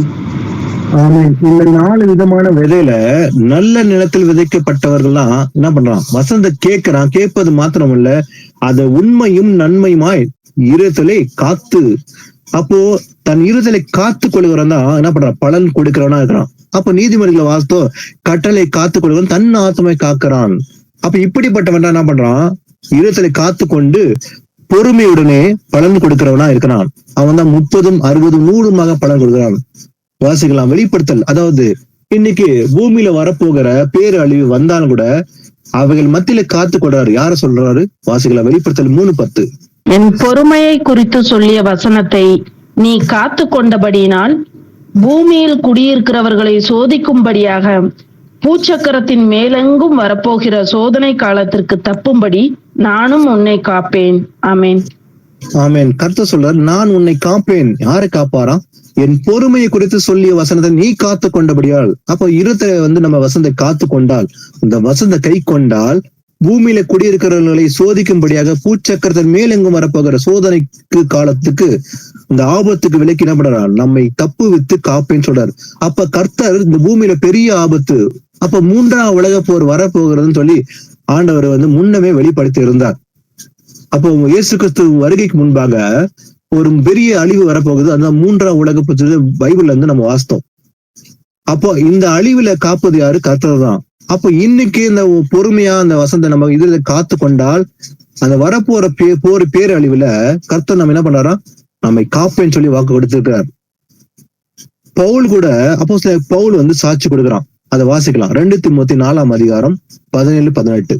கர்த்தரோ எனக்கு துணையாக நின்று என்னாலே பிரசங்கம் நிறைவேறுகிறதற்காகவும் புறஜாதியார் எல்லாரும் கேட்கிறதற்காகவும் என்னை பலப்படுத்தினார். சிங்கத்தின் வாயிலிருந்தும் நான் ரட்சிக்கப்பட்டேன். கர்த்தர் எல்லா தீமை நின்றும் என்னை ரட்சித்து தம்முடைய பரம ராஜ்யத்தை அடையும்படி காப்பாற்றுவார். அவருக்கு சதா காலங்களிலும் மகிமை உண்டாவதாக. ஆமென். அப்போஸ்தலன் பவுல் கூறுகிறான், கர்த்தரோ எனக்கு துணையாக நின்று. அப்ப பவுல் அநேக பட்டணங்களுக்கு சீஷம் அறிவிக்கும் போகும்போது கூட பவுலுக்கு அநேக உபத்திரம் இருந்தது. அவன் சில இடங்களை அடிபட்டான். 3 தடவை ராட்ல அடிக்கப்பட்டு அவனை தூக்கி போட்டாங்க. சில இடங்களை அவமானப்பட்டான். சோ பவுலுக்கு அநேக உபத்திரம் இருந்தது. ஆனாலும் பவுல் சொல்றான், கர்த்தரோ எனக்கு துணையாக எனக்கு கர்த்தர் நின்னாரு. என்னால பிரசங்கம் நிறைவேறுகிறதுக்காகவும் புறஜாதியார் எல்லோரும் கேட்கிறதுக்காக என்னை பலப்படுத்தினார். யாரு? கர்த்தர் என்னை பலப்படுத்தினார். அது மாத்திரமல்ல, சிங்கத்தின் வாயிலிருந்தும் நான் ரட்சிக்கப்பட்டேன். அப்போ சிங்கம் என்ன பண்ணாங்க? சில இடங்களை என்ன பண்ணுவாங்க? இந்த சிங்கத்தை விட்டு கொலை செய்யும்படி என்ன பண்ணாங்க? ஒருத்தனை பிடிச்சு போடுவாங்க. சிங்கத்து மத்தியில போட்டு அவனை சிங்கம் கொன்று போடும்படியான காரியங்கள்லாம் செய்வாங்க, தண்டனைகள். அது போல பவுலுக்கும் அந்த மாதிரி ஒரு ஆபத்து வந்தது. சிங்கத்து ஆனாலும் கூட பவுலுக்கு ஆபத்து வந்தாலும் பவுல் சொல்றான், சிங்கத்தின் வாயிலிருந்து என்னை நான் ரட்சிக்கப்பட்டேன். அப்ப சிங்கத்தை விட்டாங்க கொலை செய்யும்படி. அதில் மத்தியிலும் கர்த்தர் என்னை காத்து கொண்டார். சிங்கத்தின் வாயிலிருந்து என்னை தேவன் காத்து கொண்டார். கர்த்தர் எல்லா தீமையினின்றும் என்னை ரட்சித்து தம்முடைய பரமராஜ்யத்தை அடையும்படி காப்பாற்றுவார். அப்போ கர்த்தர் பவுலை காப்பாற்றுறது மாத்திரமல்ல, இன்னைக்கு கர்த்தர் நம்மையும் காத்துக்கொள்வது எதனால? அந்த பரமராஜ்யத்தை அடையும்படிதான் இன்னைக்கு நம்மை காப்பாற்றுகிறார். அவருக்கு சதா காலங்களும் மகிமை உண்டாவதான்னு சொல்லி பவுலும் சொல்வது போலதான் இன்னைக்கு நாம இந்த கர்த்தருடைய வசனத்தை கை கொண்டால் அப்ப வரப்போற எல்லா ஆபத்தும், அது சிங்கமானாலும் சரி, தீமையான சரி, இந்த பூமியில இருந்தாலும் கூட கர்த்தர் அந்த தீங்குக்கு விலக்கி நம்மையும் காத்துக் கொள்வார். ஆமீன். அடுத்தது வாசிக்கலாம். 2 தெசலோனிக்கேயர் 3ஆம் அதிகாரம் 1-3. கடைசியாக சகோதரரே, உங்களிடத்தில் கர்த்தருடைய வசனம் பரம்பி மகிமைப்படுகிறது போல எவ்விடத்திலும் பரம்பி மகிமைப்படும்படிக்கும் துர்குணராகிய பொல்லாத மனுஷர் கையினின்று நாங்கள் விடுவிக்கப்படும்படிக்கும் எங்களுக்காக வேண்டிக் கொள்ளுங்கள். விசுவாசம் எல்லாரிடத்திலும் இல்லையே. கர்த்தரோ உண்மையுள்ளவர். அவர் உங்களை ஸ்திரப்படுத்தி தீமை நின்று விலக்கி காத்துக் கொள்ளுவார். ஆமென். பவுல் கூறுவது என்னவென்றால், உங்களிடத்தில் கர்த்தருடைய வசனம் பரம்பி படுகிறது போலவே எவ்விடத்திலும் பரம்பி மகிமைப்படும்படிக்கு பவுல் சொல்றான், துர்குணராகிய பொல்லாத மனுஷர் கையிலிருந்து நாங்கள் விடுவிக்கப்படும்படிக்கு எங்களுக்காக வேண்டிக் கொள்ளுங்கன்னு சொல்லி அன்னைக்கு பவுலும் கூட ரெக்வஸ்ட் வைக்கிறான். அது மாத்திரமல்ல, விசுவாசம் எல்லார்கிட்டயும் இல்ல. பவுல் சொல்றான், விசுவாசம் எல்லாரிடத்திலும் இல்லையே. எல்லாருடைய விசுவாசம் இருக்குதா? அன்னைக்கு மாத்திரம் இன்னைக்கும் அவ்வளவுதான். எல்லாருடைய விசுவாசம் இல்ல. அப்போ கர்த்தரோ உண்மையுள்ளவர். அவர் உங்களை செயல்படுத்தி தீமையிலிருந்து விலக்கி காத்து கொள்வார். அப்போ இன்னைக்கு நம்ம வாழ்ற உலகத்துல கூட எல்லாருக்கிட்டையும் விசுவாசம் இல்லை. அதனால அவையில் மத்தியில் கூட என்ன பண்ணுவாராம், கர்த்தர் நம்மை காத்துக் கொள்வார், சிறப்படுத்தி நம்ம தீமையிலிருந்து விலக்கி நம்மை காத்துக்கொள்ள சொல்லி நீ கர்த்தரும் கூறுகிறார். வாசிக்கலாம். 2 பேதுரு 2:9 வாசிக்கலாம். கர்த்தர் தேவ பக்தி உள்ளவர்களை சோதனை நின்று ரட்சிக்கவும் அக்கிரமக்காரரை ஆக்கினைக்குள்ளானவர்களாக நியாய தீர்ப்பு நாளுக்கு வைக்கவும் அறிந்திருக்கிறார். ஆமென். ஆமென். கர்த்தர் அறிந்திருக்கிறார் எவைகளை? கர்த்தர் தேவ பக்தி உள்ளவர்களை சோதனை என்று ரட்சிக்கவும். அப்ப தேவ பக்தி உள்ள ஒரு மனுஷனை சோதனை இருக்கும், சோதனை காலம் வரும் சொன்னாரு. அதுல மத்தியில கர்த்தர் காப்பேன்னு சொல்றாரு. அவர் அறிந்திருக்கிறாராம். அப்ப கர்த்தர் தேவ பக்தி உள்ளவர்களை சோதனை என்று ரட்சிக்கவும், அக்கிரமக்காரரை ஆக்கணிக்குள்ளாக நியாய தீர்ப்பு நாளுக்காக வைக்கவும் அவர் அறிந்திருக்கிறாராம். ஆனா இந்த தேவ பக்தி உள்ள மனுஷனை தேவன் காப்பேன்னு சொல்லிருக்கார், சோதனை இருந்து ரட்சிக்க வல்லவரா இருக்கிறார். அப்ப எப்படிப்பட்ட தேவ பக்தி உள்ள மனுஷன்? யாக்கோபு 1:27 வாசிக்கலாம். திக்கற்ற பிள்ளைகளும் விதவைகளும் படுகிற உபத்திரவத்திலே அவர்களை விசாரிக்கிறதும், உலகத்தால் கரைபடாதபடிக்கு தன்னை காத்து கொள்ளுகிறதுமே பிதாவாகிய தேவனுக்கு முன்பாக மாசில்லாத சுத்தமான பக்தியாய் இருக்கிறது. ஆமென். ஆமென். கர்த்தர் தேவ பக்தி உள்ளவர்களை சோதனை ரட்சிக்க வல்லவராக இருக்காரு. எப்படிப்பட்ட தேவ பக்தி உள்ள மனுஷன்? திக்கற்ற பிள்ளைகளுக்கும் விதவைகளுக்கும் படுகிற உபத்திரத்திலே அவளை விசாரிக்கிறவன். அது மாத்திரமல்ல, உலகத்தால் கரைப்படாதபடிக்கு. அப்ப இந்த உலகத்துல பாவம் நிறைந்திருக்கிறது, அவைகள் கரைப்படாதபடிக்கு தன்னுடைய ஆத்மாவை காத்துக் கொள்வதும், தன்னை காத்துக் கொள்வதுமே பிதாவாகிய தேவன் முன்பாக மாசு இல்லாத சுத்தமான பக்தி. இப்படிப்பட்ட பக்தி உள்ள மனுஷனை தேவன் என்ன பண்ணுவாரு? சோதனை என்று ரட்சிக்கவும் வல்லவரா இருக்கிறான்னு சொல்லி பாக்குறோம். வாசிக்கலாம். செப்பனியா 2:3 வாசிக்கலாம். தேசத்தில் உள்ள எல்லா சிறுமையானவர்களே, கர்த்தருடைய நியாயத்தை நடப்பிக்கிறவர்களே, அவரை தேடுங்கள், நீதியை தேடுங்கள், மனத்தாழ்மையை தேடுங்கள். அப்பொழுது ஒருவேளை கர்த்தருடைய கோபத்தின் நாளிலே மறைக்கப்படுவீர்கள். ஆமென். ஆமென்.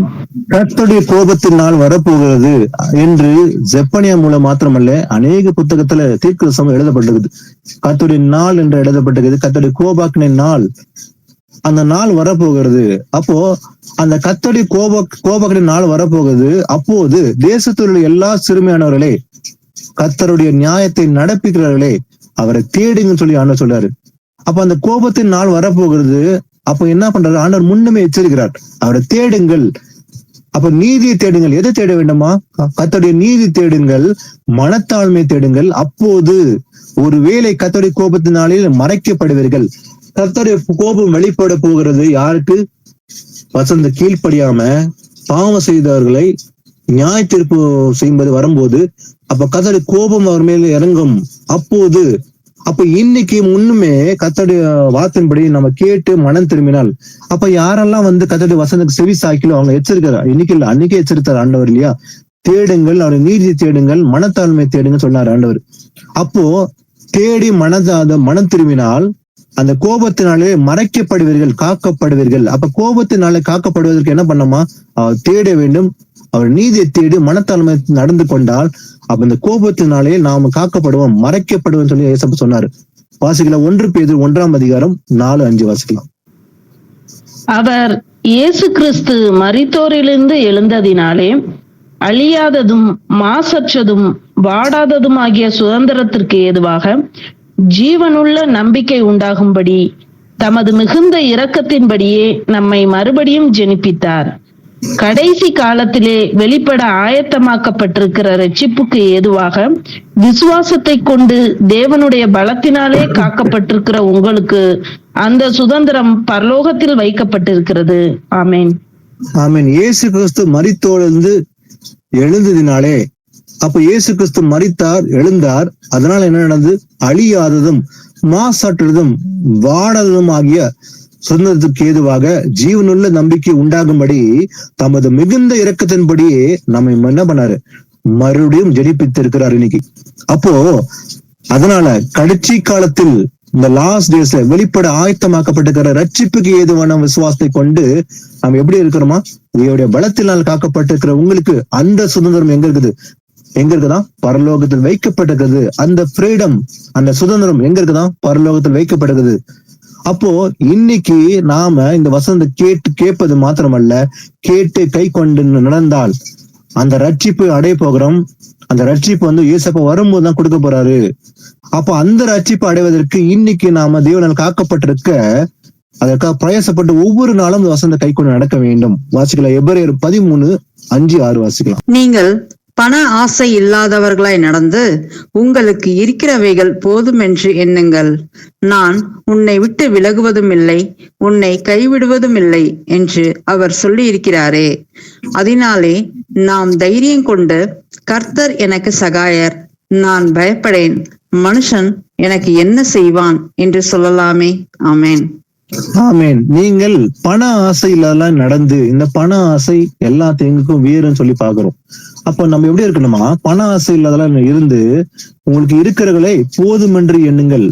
நமக்கு கர்த்தர் கொடுத்துக்கிறது போதும்னு சொல்லிதான் எண்ண வேண்டுமா. அப்ப நான் உன்னை விட்டு விலகுவதும் இல்லை, கைவிடுதுன்னு சொல்லி ஏசப்பாவா கொடுத்துக்கிறார், சொல்லி இருக்கிறாரே. அதனாலே நாம் தைரியம் கொண்டு என்ன பண்ணுமா, கர்த்தர் எனக்கு சகாயர், நான் பயப்படேன், அதனால மனுஷன் எனக்கு என்ன செய்வன் என்று சொல்லலாமே. மனுஷன் ஒரு தீங்கும் செய்ய முடியாது, ஏன்னா அவர் எனக்கு துணையா இருக்கிறார், சகாயமா இருக்கிறார், அதனால நான் பயப்பட மாட்டேன்னு சொல்லலாம். வாசிக்கலாம் சங்கீதம் 50:14-15. நீ தேவனுக்கு ஸ்தோத்திர பலியிட்டு உன்னதமானவருக்கு உன் பொருத்தனைகளை செலுத்தி ஆபத்து காலத்தில் என்னை நோக்கி கூப்பிடு, நான் உன்னை விடுவிப்பேன், நீ என்னை மகிமைப்படுத்துவாய். ஆமென். ஆண்டவர் சொல்றாரு, நீ தேவனுக்கு ஸ்தோத்திர பலியிட்டு. அப்போ எந்த பலியை இன்னைக்கு நம்ம செலுத்தலாம்? ஸ்தோத்திர பலியிட வேண்டும், ஆண்டவர் நன்றி செலுத்த வேண்டும். அப்ப தேவனுக்கு ஸ்தோத்திர பலியிட்டு என்ன பண்ணமா, உன்னதமானவருக்கு உன் பொருத்தங்களை செலுத்தினால், அப்போ ஆபத்து காலத்துல என்னை நோக்கி கூப்பிடு. ஆபத்து காலம் இருக்கும், அந்த சமயத்துல கர்த்தரை கூப்பிட்டா அவர் செவி சாய்ப்பார். அப்போ நான் உன்னை என்ன பண்ணுவேன், விடுவிப்பேன், நீ என்னை மகிமைப்படுத்துவாய். அன்னைக்கு மாத்திரமல்ல, என்றைக்குமே கர்த்தர் நம்ம என்ன பண்ணுவாரு, விடுவித்து காத்துக் கொள்கிறார்கள். எப்போது அவருக்கு நம்ம ஸ்தோத்திர பலியிட்டு நன்றி செலுத்தினால், அவருக்கு உண்மையா நடந்து கொண்டால் அவர் நம்மை விடுவித்து காப்பவரார்கள். அப்ப நம்ம சத்தத்துக்கு செவி சாய்ப்பார் இல்லைங்களா. அப்போ வசனத்துக்கு செவி சாய்த்தால், நடந்து கொண்டால் நம்மை காப்பார். ஆனா வேதத்துக்கு, அதாவது வேதத்தை கேளாதபடிக்கு தன் செவியை விளக்கினவரோட ஜெபம் அருவருப்புன்னு சொல்றாரு. அப்போ கர்த்தருடைய வசனத்துக்கு செவி சாய்க்க மாட்டேன்னு சொன்னா கர்த்தரும் கேட்க மாட்டார். அப்போ செவி சாய்த்து நடந்து கொண்டால் கர்த்தர் செவி சாய்ப்பாரு, அவர் நம்மை காப்பாற்றுன்னு சொல்லியிருக்காரு. வாசிக்கலாம், கடைசியா வாசிக்கலாம் யூதா 1:அதிகாரத்துல 21-25. தேவனுடைய அன்பிலே உங்களை காத்துக்கொண்டு நித்திய ஜீவனுக்கு ஏதுவாக நம்முடைய கர்த்தராகிய இயேசு கிறிஸ்துவினுடைய இரக்கத்தை பெற காத்திருங்கள். அல்லாமலும் நீங்கள் பகுத்தறிவு உள்ளவர்களாய் இருந்து சிலருக்கு இரக்கம் பாராட்டி சிலரை அக்கினியிலிருந்து இழுத்து விட்டு பயத்தோடே ரட்சித்து மாம்சத்தால் கரைபற்றிருக்கிற வஸ்திரத்தையும் வெறுத்து தள்ளுங்கள். வலுவாதபடி உங்களை காக்கவும் தமது மகிமையுள்ள சன்னிதானத்திலே மிகுந்த மகிழ்ச்சியோடே உங்களை மாசற்றவர்களாய் நிறுத்தவும் வல்லமையுள்ளவரும் தாம் ஒருவரே ஞானமுள்ளவருமாகிய நம்முடைய இரட்சகரான தேவனுக்கு கனமும் மகத்துவமும் வல்லமையும் அதிகாரமும் இப்பொழுதும் எப்பொழுதும் உண்டாவதாக. ஆமென். ஆமென். கடுமையாக ஆண்டவர் சொல்றாரு, தேவனுடைய அன்பிலே உங்களை காத்து கொண்டு. அப்ப நம்மை நாமே எதனால காத்துக்கொள்ள வேண்டுமா? தேவனுடைய அன்பினாலே உங்களை காத்துக்கொண்டு நித்திய ஜீவனுக்கு ஏதுவான நம்முடைய கர்த்தராக இயேசு கிறிஸ்துவனுடைய இரக்கத்தை பெற நம்ம காத்திருக்க வேண்டும். காத்திருங்கன்னு சொல்லி ஆண்டவர் சொல்றாரு. அப்போ நித்திய ஜீவனுக்கு ஏதுவான நம்முடைய கர்த்தராக இயேசு கிறிஸ்து இரக்கத்தை பெற அவருடைய வருகை மட்டும் என்ன பண்ணுமா, காத்திருக்க வேண்டும். காத்திருங்கள். அல்லாமலும் நீங்கள் பகுத்தறிவுள்ளலா இருந்து, அப்ப பகுத்தறிவு நமக்கு இருக்க வேண்டும். சிலருக்கு இரக்கத்தை பாராட்டி சிலரை அக்கினியிலிருந்து இழுத்து விட்டு பயத்தோடு ரட்சித்து மாம்சத்தால் கரைப்பட்டிருக்கிற என்ன பண்ணுமா, வஸ்திரத்தை வெறுத்து தள்ளுங்கள். அப்ப எது வெறுத்து தள்ள வேண்டும்? மாம்சத்தால் கரைப்பட்டிருக்கிற வஸ்திரம், அநீதி நிறைந்த அந்த வஸ்திரத்தை நம்ம என்ன பண்ணுமா, வெறுத்து தள்ள வேண்டும். அப்ப எந்த வஸ்திரம் அடுத்து உடுத்திக் கொள்ள வேண்டும்? நீதி என்னும் வஸ்திரம். அப்ப அந்த வெண் வஸ்திரம் உடுத்திக் கொள்ள வேண்டும். ஏன்னா வெண் வஸ்திரம் என்பது பரிசுத்தவானுடைய நீதின்னு சொல்லி பார்க்கிறோம். அப்ப தேவன் நீதியை உடுத்தி கொண்டு வலுவாதபடி உங்களை காக்கவும் தமது மகிமையுள்ள சன்னிதானத்திலே மிகுந்த மகிழ்ச்சியோடு உங்களை மாசற்றலாய் நிறுத்தவும் வல்லமை உள்ளவரும் தாம் ஒருவரே ஞானமுள்ளவராக நம்முடைய இரட்சகரான தேவனுக்கு கனமும் மகத்துவம் வல்லமையும் அதிகாரம் இப்போதும் உண்டாவதாக. அப்ப இயேசு கிறிஸ்து வருகை மட்டும் நாம நிலைத்திருந்து இந்த வசனத்தை கை கொண்டு நடந்தால் நித்தியஜனை பெற்றுக் கொள்வோம். அப்ப நாம அந்த நித்தியஜன் அடைவதற்கு இன்னைக்கு காக்கப்பட வேண்டும். அப்ப நம்மை காத்துக் கொள்வது எது என்று பார்த்தோம் இல்லையா? தேவனுடைய வசனம் நம்மை காத்துக் கொள்கிறது. அப்போ ஆண்டவர் சொன்னாரு, ஆரம்பத்துல வாசித்தோம் யோவான் 10 அதிகாரத்துல, நானே வாசல், அப்போ என் ஆடுகள் என் சத்தத்துக்கு செவி சாய்க்கும். நான் அவைகளை அறிந்திருக்கிறேன், அவைகள் என் பின் செல்கிறது. நான் அவைக்கு ரட்சிப்பு கொடுக்கிற, நான் அவைகளை ரட்சித்து கொள்ளுவேன். அப்போ கர்த்தர் யாரை காத்து கொள்வாரு? என் ஆடுகள். அப்ப கர்த்தருடைய வசனத்துக்கு செவி சாய்க்கிறவன் காக்கப்படுவான். அப்போ இன்னைக்கு நம்ம வசனத்துக்கு செவி சாய்க்கிறோமா? செவி சாய்த்தால், கை கொண்டு நடந்தால், முடிவடைந்து நினைத்திருந்தால் கர்த்தர் நம்மை இன்னைக்கு காத்துக் கொள்வது மாத்திரமல்ல, அவர் வருகின் போது நித்திய காலமாய் நம்மை காத்துக் கொள்வார், நம்ம ரட்சித்துக் கொள்வார் சொல்லி பாக்குறோம். அப்ப தேவன் கொடுத்த இந்த வசனத்துக்காக நன்றி செலுத்தி ஒரு ஜெபத்தோட இந்த பைபிள் ஸ்டடி முடிக்கலாம். ஒரு முடிவு ஜெபத்தை யாருன்னா செய்யுங்க. உங்கள் அன்பின் பரலோக பிதாவே, உம்மை நன்றியோடு உம்மை துதிக்கிறோம், உம்மை ஸ்தோத்தரிக்கிறோம், உம்மை ஆராதிக்கிறோம், உம்மை மகிமைப்படுத்துகிறோம். தகப்பனே ஏசப்பா, இரக்கங்களின் தேவனே ஏசப்பா, இந்த நேரத்தில் ஆண்டவரே அப்பா சபையாரா எங்களை ஒன்று சேர்த்து ஆண்டவரே ஏசப்பா, உங்க வார்த்தைகளை கொண்டு நீங்க எங்களோட பேசுனீங்க ஆண்டவரே. அதுக்காக நாங்க நன்றி செலுத்துகிறோம் ஆண்டவரே ஏசப்பா. அப்பா நாங்க உங்க மேல இன்னும் அதிகமான நம்பிக்கை கொண்டவங்களா ஆண்டவரே ஏசப்பா. உங்க வார்த்தைகளுக்கு கீழ்ப்படிந்த ஆண்டவரே ஏசப்பா, நீங்க எங்களுக்கு கொடுக்கிற ஆசீர்வாதங்களை நாங்க பெற்றுக்கொள்றதுக்கும் எங்களுக்கு நீங்க இரக்கம் பாராட்டுங்க தகப்பனே ஏசப்பா. அப்பா தகப்பனே, ஒவ்வொரு காரியங்களை ஆண்டவரே உம்முடைய வாக்குத்தத்தத்தை பெறுகிறதுக்கு ஆண்டவரே அப்ப நாங்க எந்த விதத்துல ஒவ்வொரு விதத்திலையும் நாங்க கீழ்ப்படிந்த ஆண்டவரே, உங்க வசனங்களுக்கு கீழ்ப்படிந்த ஆண்டவரே ஏசப்பா, இன்னும் நாங்க ஆண்டவரே அதிகமான கிருபையை பெற்றுக்கொள்ள எங்களுக்கு நீங்க இரக்கம் பாராட்டுங்க தகப்பனே. ஒவ்வொரு சகோதரன் சகோதரிகளுக்கும் ஆண்டவரே ஏசப்பா நீங்க இரக்கம் பாராட்டுங்க தகப்பனே. எங்கள் குற்றம் குறைகள் எல்லாவற்றையும் மன்னித்து தகப்பனே அப்ப உங்க ராஜ்யத்துக்கு வர்றதுக்கு ஆண்டவரே இன்னும் எங்களை தகுதிப்படுத்துங்க, எங்களை இன்னும் ஆயத்தப்படுத்துங்க ஆண்டவரே. அப்பா சபையார எங்களை ஒன்று சேர்த்து ஆண்டவரே ஏசப்பா, ஒவ்வொருவரையும் ஆண்டவரே ஒவ்வொரு நாளும் ஆண்டவரே ஏசப்பா, ஒவ்வொரு சகோதரன் கொண்டு ஆண்டவரே எங்களோட நீங்க பேசுற ஒவ்வொரு வார்த்தைக்காகவும் நாங்க நன்றி செலுத்துகிறோம் ஆண்டவரே. நன்றி ஆண்டவரே, நன்றி ஏசப்பா. எவ்விதமா நீங்க ஆண்டவரே எங்களை அப்பா எங்களுடைய காரியங்களை எங்களுக்கு பேசுறீங்க, சிச்சிக்கிறீங்க அப்பா, அதுல இருந்து எங்களுக்கு விடுதலை கொடுக்குறீங்க அப்பா. எவ்வளவு காரியங்கள் அப்பா நீங்க எங்களுக்கு நடத்துறீங்க ஆண்டவரே, எங்களை இன்னும் பரிசுத்தப்படுத்தி கொண்டே இருக்கிறீங்க ஆண்டவரே. அதுக்காக நாங்க நன்றி செலுத்துறோம் ஆண்டவரே. உங்க வார்த்தை இன்னும் ஏசப்பா எங்களை பலப்படுத்தட்டும் ஆண்டவரே. சபையார் ஒவ்வொருவரையும் இயேசுவின் நாமத்தில் ஆசீர்வதிக்கிற ஆண்டவரே அப்பா. செய்தி கொடுத்த தாசன் ஏசப்பா அப்பா, அவர்கள் குடும்பங்களை இயேசுவின் நாமத்தில் நாங்க ஆசீர்வதிக்கிறோம் ஆண்டவரே. நன்றி ஏசப்பா, ஸ்தோத்திரம், ஸ்துதி, கனம், மகிமை யாவும் ஒருவருக்கே செலுத்துகிறோம். கர்த்தராகிய இயேசுவின் நாமத்தில் ஜெபங்கேட்ட ஜீவனுள்ள நல்ல பிதாவே, ஆமென். ஆமென், ஆமென். Thank you brother sister. Praise the Lord brother sister. prayer request brother. Okay, யாரோ ஒருத்தர் prayer request சொல்றீங்க. ஒரு நிமிஷம், யார் சொல்லுங்க, பேர் சொல்லுங்க sister. brother D Lazarus brother. Lazarus. Okay, எங்க இருந்து பேசுறீங்க சிஸ்டர்? எங்க இருந்து பேசுறீங்க? எந்த ஊர்ல இருந்து பேசுறீங்க? Tadipatri brother, Anantapur district. Boyas brother, George brother. Anantapuram district. Anantapur, ஆந்திராங்களா? yes brother. ஓகே சிஸ்டர், என்ன ரிக்வெஸ்ட் சொல்லுங்க, உங்க பேர் சொல்லுங்க. நான் பேரு D Esther brother. Esther. Okay, சொல்லுங்க, என்ன request? father name D Lazarus brother. டாடிக்கு ரொம்ப back pain brother. Okay, back பெயினா? இப்போ அவர் இயேசு கிறிஸ்து அறிஞ்சிருக்காரா, ஏத்துன்னு இருக்காரா? அவர் இயேசு விசுவாசிக்கிறாரா? அவன் brother. ஓகே, நீங்க இப்போ எந்த சர்ச்சுக்கு போறது இல்லையா? இல்ல பிரதர், சர்ச்சுக்கு போயிடலாம். Bangalore brother prayer baptism. Okay okay, புனிஷா Boaz brother. Okay okay, Boaz brother Bangalore baptism Bangalore brother. Okay okay okay brother. Okay, உங்களுக்கு இப்போ பேக் பெயின் இருக்குங்க இல்லையா brother? 4 days back pain. 4 days. Okay, சரி பிரதர். ஓகே, நீங்க இப்ப என்ன பண்ணுங்க, ஒரு நிமிஷம் ஆண்டுக்கு முன்பாக ஒப்பு கொடுங்க.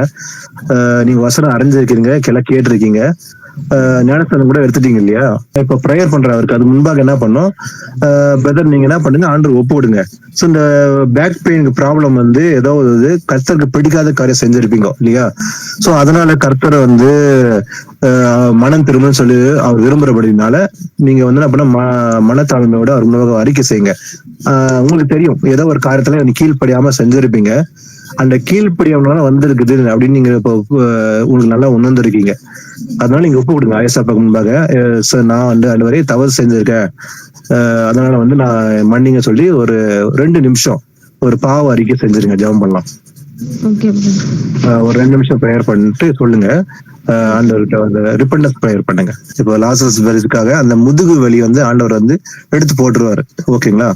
ஓகே. சர்வ வல்லமுள்ள தேவனாகிய கர்த்தாவே, ஏசப்பா, சகோதரன் லாசரஸ் பெரிஸ்க்காக ஜெபிக்கிறேன். அதே போல சிஸ்டர் எஸ்தருக்காக ஜெபிக்கிறேன் கர்த்தாவே. இந்த குடும்பத்துல உங்க திருக்கரத்துல ஒப்புக்கொடுங்க கர்த்தாவே. சகோதரனுக்கு வந்திருக்கிற அந்த பேக் பெயினுக்கு முதுகு வலி கடந்த 4 நாள்களா இருக்குதுன்னு சொல்லி அப்பா வருத்தப்படுறாரு. அப்பா ஆண்டவரே, அவர் செய்த தவறை சுட்டி காட்டினபடியால் அப்பா அதுபடி பாவ அறிக்கை செய்யும் போது அப்பா அந்த 1:9 படி அப்ப பாவங்களை அறிக்கையிட்டால் எல்லா அநியாயத்தையும் நீக்கி சுத்திகரிப்பதற்கு உண்மை உள்ளவராக இருக்கிறது என்று வேதவசனம் சொல்வது போலவே அப்பா அந்த சகோதரன் பாவ அறிக்கை செய்த போது கர்த்தாவே அப்பா உங்களுடைய ஆணி பாய்ந்த திருக்கரத்தால் தொட்டு அவருக்கு சுகம் கொடுத்தீர் என்று விசுவாசிக்கும் கர்த்தாவே. அப்பா இப்போதே அப்பா அந்த பேக் பெயினை உண்டாக்குகிற எல்லா விதமான சர்பத்தங்களை உடைத்து கர்த்தாவே, கீழ்ப்படியாதபடிக்கு இருக்கிற அந்த அவிசுவாசத்தை உடைத்து கர்த்தாவே, விசுவாசம் உண்டாகும்படி இந்த குடும்பம் ரட்சிக்கப்படும்படி இயேசு கிறிஸ்து நாமத்துல சகோதரர் லாசரஸ் பெரிஸையும் அதே போல சகோதரி எஸ்தரையும் இயேசு கிறிஸ்து நாமத்துல ஆசீர்வதிக்கிறேன். அப்பா இப்போது அந்த பேக்ல இருக்கிற அந்த வலி நீங்கி போகி அவர் நார்மலாக இடந்து நடக்க அந்த தன்னுடைய வீட்டுக்காரர்கள் எல்லாவற்றையும் செய்யும்படி வேலை செய்யும்படி ஒரு புது பலனை தந்து அப்பா நீ ஆசீர்வதிக்க வேண்டும் என்று பார்த்து வேண்டிக் கர்த்தா உங்களுடைய தயவினால் சகோதரர் மன்னிங்க கர்த்தாவே. கீழ்ப்படியாதபடிக்கு ஏதாவது செய்தாலும் அவரை மன்னித்து கர்த்தாவே அப்பா புது பலனை பெற்றுக்கொள்ளும்படி அப்பா அந்த பேக் பெயின்ல இருக்கிற எல்லா வழிகளும் நீக்கி போட்டு கர்த்தாவே ஒரு பரிபூர்ண சுகம் கிடைக்கும்படி அப்பா நீ தயவை தர வேண்டும் என்று பார்த்து வேண்டிக்கணும். அப்பா உங்களுடைய அன்பு உங்களுடைய சமாதான கிருபை சகோதரன் மேல் இறங்கட்டும் கர்த்தாவே. இயேசு கிறிஸ்து நாமத்தான் ஜெபிக்கிறேன். அப்பா தோ சகோதரர் விடுதலை பணிந்ததற்காக நன்றி ஏசப்பா. விசுவாசிக்கிறோம். அதே போல சகோதரர் நார்மலாக செயல்பட்டு தொடர்ந்து விசுவாசம் நிலைத்திருக்கும்படி இயேசு கிறிஸ்து நாமத்தான் சகோதரன் ஆசீர்வதிக்கிறேன். துதியும் கனமும் மகிமையெல்லாம் ஒருவருக்கு மாத்திரமே செலுத்துகிறேன். வல்லமலை இயேசு கிறிஸ்து நாமத்தை ஜெபிக்கிறேன். ஆமேன். Praise the Lord, brothers and sisters. Thank you.